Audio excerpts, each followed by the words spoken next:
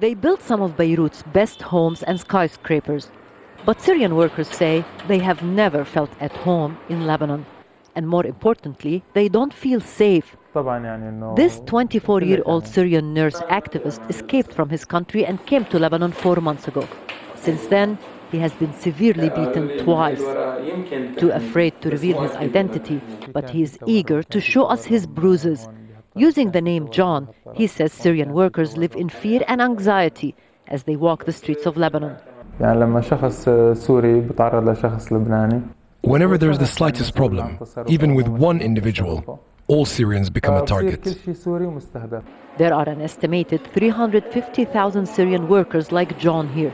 Some say as many as 600,000, providing cheap labor with no regulations to protect them. And according to Nadim Houri of Human Rights Watch, they have also been neglected and abused by most political parties in the country for years. Often the culprits are, angry youth, but at the same time, the Lebanese state is complicit because it never really starts prosecuting these kinds of violations, not just now, even in the past. And there's a climate of impunity.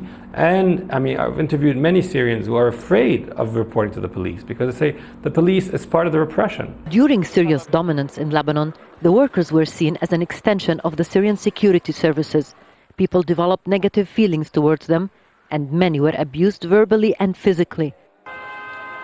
Following the assassination of former Lebanese Prime Minister Rafiq al-Hariri, many were beaten and attacked because his supporters accused the Syrian regime of killing him. Since the start of the Syrian uprising, there's been a new wave of violence against them.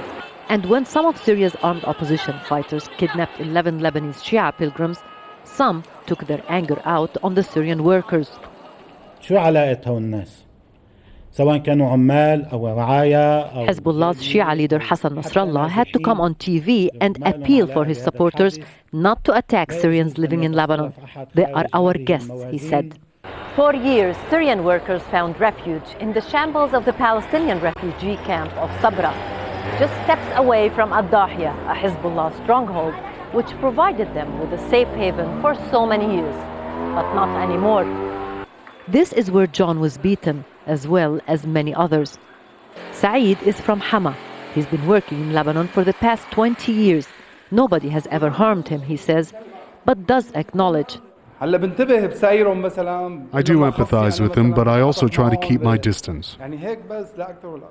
The wall of fear may have fallen in Syria, but for Syrian workers in Lebanon, it's still very much there, and they rather silence than risk talking and getting attacked again. Rula Amin, Jazeera, Beirut.